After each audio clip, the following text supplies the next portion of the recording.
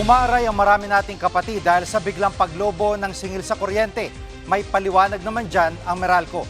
Live mula sa TV5 Media Center, nangungun sa balita si Gerard de la Peña. Gerard, yung mga nakausap mong consumer ay ano talaga ang hinaing nila? Alam mo, Jiggy, nagulat nga ang marami nating mga kapatid na makita nila ang kanilang mga electric bill at nakita nga nila na dumoble ang kanilang singil sa kuryente kumpara nitong mga nakaraang mga buwan.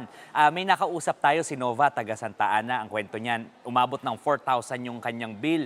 Almost double kumpara doon sa mga nakaraang buwan. At ito namang si Shirley, pinuntahan natin sa kanyang bahay sa North Caloocan. At ganoon din yung kwento niya. Pero ang interesting dito, Jiggy, itong mga kapatid nating ito, nagbawas na nga sila ng kanilang mga appliances na ginagamit pero napakataas pa rin ang singil sa kuryente. Pakinggan natin ang kanilang mga hinaing.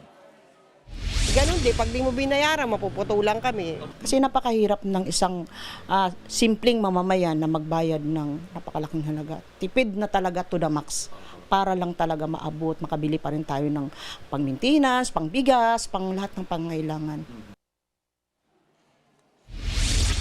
Jiggy, napasugod na nga sa branch ng Meralco sa Commonwealth Avenue yung mga militanteng grupo at ang ipinapanawagan nga nila yung pag-iimbestiga dito sa hindi maipaliwanag na biglaang pagtaas ng singil sa kuryente. Pakinggan natin ang kanilang pahayag. Saan napupunta ang mga additional unexplained charges na pinapataw ng Meralco sa mga ordinaryong Pilipino? Kung ito ay unexplained at hindi maipaliwanag ng Meralco, ay ibalik sa mga consumers po natin. Gerard, anong paliwanag dyan ng Meralco?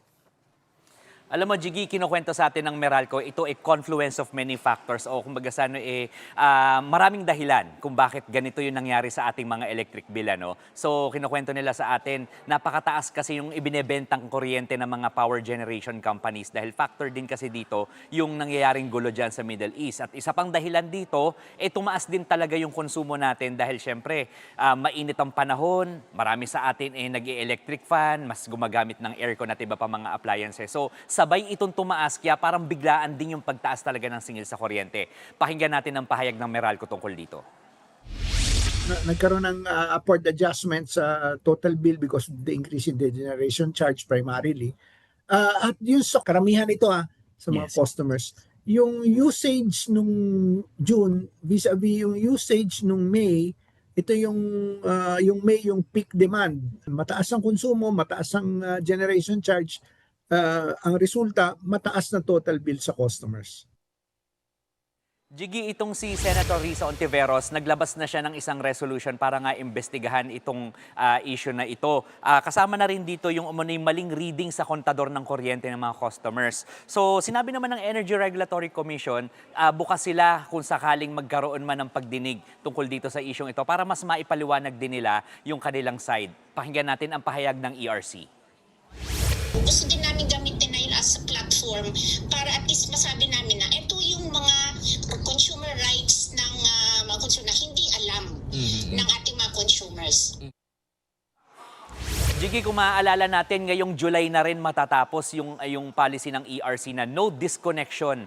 So hindi pwedeng maputulan ng kuryente yung ating mga kapatid na hindi nakakabayad ng kuryente. Pero dahil nga nasa crisis mode pa rin tayo, pinag-aaralan ng ERC kung paano ito papaluwigin at kung hanggang anong buwan ito i-expand para nga makatulong doon sa ating mga kapatid na mga consumers. Yan muna ang latest. Balik sa iyo, Jiggy. Yan ang ulat ni Gerard de la Peña live mula sa TV5 Media Center. Mga kapatid, Jiggy Manikad po, pagdating sa mahalagang balita sa loob at labas ng bansa, dapat una sa lahat, mag-follow at mag-subscribe na sa social media pages ng News 5.